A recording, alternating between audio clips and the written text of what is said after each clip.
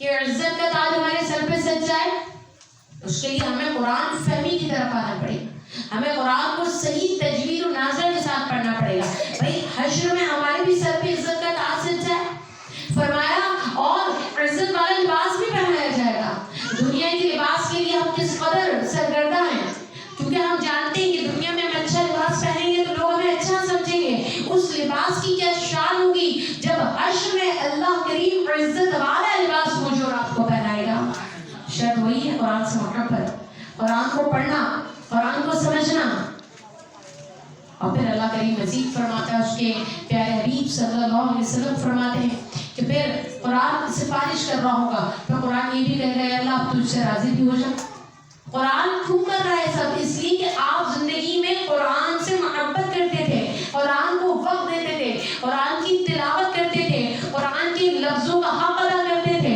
ابھی قرآن کی سفارشیں چل رہی ہیں، اے اللہ اسے عزت کا تاج پہنا دیا گیا، اے اللہ اسے عزت کا لباس پہنا دیا گیا، اے اللہ تو بھی راضی ہو جا۔ اللہ بھی راضی ہو گیا، سبحان اللہ۔ اللہ کریم فرمائے گا اے میرے بندے قرآن کو پڑھتا جا، جنت میں درجات پہ چڑھتا جا، یعنی جتنا تجھے قرآن ہے اتنا جنت کے بلند سے بلند مقامات پہ چلتا جا، جہاں تیری جا کے قدم ختم ہوگی وہی تیرا مقام تعین ہوگا۔ اگر کوئی آج مجھے اور آپ کو کہہ رہے نا کہ قرآن پڑھتے پڑھتے اور ایک بہت بڑی زمین کا ٹکڑا ہے 8 سے 10 کنال، پتہ نہیں کنال بڑا ہوتا ہے ہمارے یہاں کچھ ایسے ہی کنال بڑا ہوتا ہے، پڑھتے جاؤ اور جہاں جا کے تم تھکو گے وہ زمین کا حصہ تمہارا ہے۔ لوگ جیسے آپ جیسے نہ پڑھنے والے بھی نا پڑھتے پڑھتے چلے جائیں کہ زمین کا ٹکڑا مل رہا ہے، یہاں تو 40 گز زمین بھی لاکھوں کی ہے، تو اس زمین کے لیے ہمیں پتہ چل رہا ہے وہ جنت ہے، جنت۔ پڑھتا جا چڑھتا جا، پڑھتا جا، جہاں ٹھہرے گا وہی تیرا مقام ہے، وہی تیرا مسکن ہے، وہی تیرا ٹھکانہ ہے۔ تو کیا ہم اس کے لیے فکر مند ہیں؟ کیا ہم غور و فکر کرتے ہیں؟ کیا ہماری زندگیوں میں اتنا قرآن شامل ہے؟ کیا میں اور آپ روزانہ قرآن پڑھتے ہیں؟ سوئے پہ پڑھتے ہیں یہ نہیں بتائیے گا، ICU کے باہر پڑھتے ہیں یہ بھی نہیں بتائیے گا، جن بھوت بھگانے ہوں تو سورہ بقرہ 21 دن پڑھتے ہیں یہ بھی نہیں بتائیے گا، رزق میں تنگی ہے تو ہاں سورہ واقعہ روز پڑھ لیتے ہیں یہ بھی نہیں بتائیے گا، برسی پہ پڑھتے ہیں یہ بھی نہیں بتائیے گا، یہ تو مجھے بھی معلوم ہے۔ اس کے سوا کیا پڑھتے ہیں؟ یعنی ایک اور سورت ہمارے یہاں بزرگ کیا کہتے ہیں، سانسیں اٹکی ہوئی ہیں، قرآن پڑھ لیں، سورہ یاسین پڑھ لیتے ہیں تو اٹکی ہوئی سانسیں چلی آتی ہیں۔ تو جب آپ ان میں یقین رکھتے ہیں، اتنا رکھنا بھی چاہیے کہ جو قرآن آپ کی اٹکی ہوئی سانسوں کو بحال کر سکتا ہے تو وہ قرآن آپ کی آتی جاتی سانسوں کو کتنا معطل کرے گا۔ جو قرآن آپ کا مرنا آسان کر رہا ہے وہ قرآن آپ کا جینا کتنا آسان کرے گا۔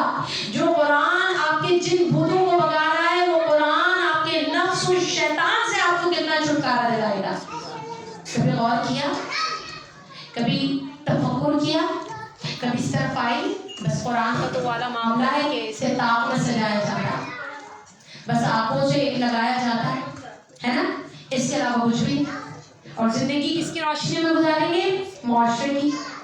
اینٹ کا جواب پتھر سے دیں، نہیں ہو سکا تو غیبتیں کریں، جھوٹ بولیں گے، برا بھلا کریں۔ اگر قرآن کی روشنی میں زندگی گزارتے تو بہت اچھے معاملات ہوتے۔ آج ہمارے معاشرے کا رنگ کچھ اور ہوتا، یا پھر والدین جو آپ اور میں آج کل بھاگ کے دوڑ کے لیتے ہیں، چلو بھائی اٹھ سو رہا اٹھ بھاگے، فلاں جگہ محفل ہو رہی ہے برقع اٹھائے وہاں نکل گئے، ادھر سلانا محفل ہے ادھر مانا محفل ہے وہاں لے کے کیا بس پتہ ہے میں وہاں کا ٹیمپو ناقوانی ہوگی، پھر بیان ہوگا، پھر سلام ہوگا، پھر لنگر ہوگا یا تبرک ہوگا، گھر پہ آئے ویسے کے ویسے۔ کیا سیکھا، کیا سکھلایا، کیا سمجھا، کیا سمجھایا، کیا مقصد حیات ملا؟ مقصد کے لیے آئے نا۔ میں آپ کو انگلش انسٹیٹیوٹ میں زبردستی دھکا لے کر آؤں گی، ایڈمیشن نہیں دلاؤں گی، دھکا، اور بولوں گے آپ 6 مہینے بعد وہیں سے نکلیں گی۔ آپ 6 مہینے بعد آپ بھی انگلش کے ٹوٹے پھوٹے سے جملے بول لیں گی، اس لیے کہ انوائرمنٹ نے، ماحول نے آپ پہ کام کیا۔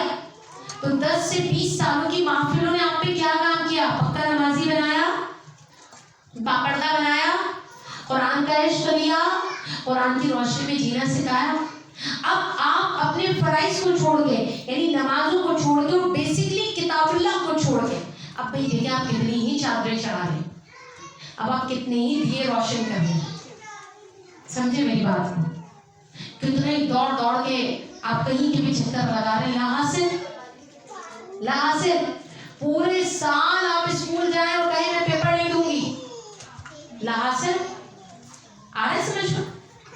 قرآن جیسی عظیم کتاب گھر میں رہ کر گرد آلود ہو رہی ہے اور آپ کہتے ہیں اللہ مان جا, اللہ مان جا.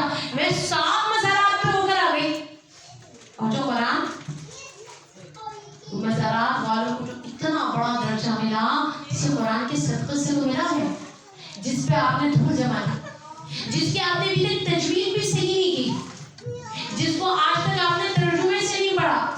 میں آپ کو اپنا محبت نامہ دوں لو لیٹر کی صورت میں, آپ اسے پڑے وقت چومتے رہے, چاٹتے رہے, خوشبو لگا لگا کے رکھتے رہے. کیا فائدہ؟ کوئی فائدہ تو آپ مجھے بتائیے, کیا فائدہ ہے اس کا؟ اس کا کوئی فائدہ ہونا چاہیے بھائی. جب تک آپ پڑھیں گے نہیں آپ کو میرے جذبات کیسے پتہ چلیں گے؟ اللہ نے قرآن آپ کے لیے نازل کیا ہے. اے بندے دیکھ, قرآن کو کھول, دیکھ, تجھے جینا سکھایا ہے, جینے کا انداز سکھایا ہے, تجھے دنیا مسخر کرنا سکھائی ہے, تجھے دلوں کو مسخر کرنا سکھایا ہے, تجھے اتنا بڑا مقصد دیا ہے, تجھے اشرف المخلوقات بنایا ہے. قرآن کو چھوڑ کر تو نے اپنے آپ کو جانور سے بھی زیادہ بدتر کر لیا کیونکہ تو اپنی خواہشات کا غلام بن بیٹھا ہے. اگر تو اللہ کے لفظوں کی غلامی کر لیتا تو آج تو اللہ کے برگزیدہ بندوں میں شامل ہو جاتا.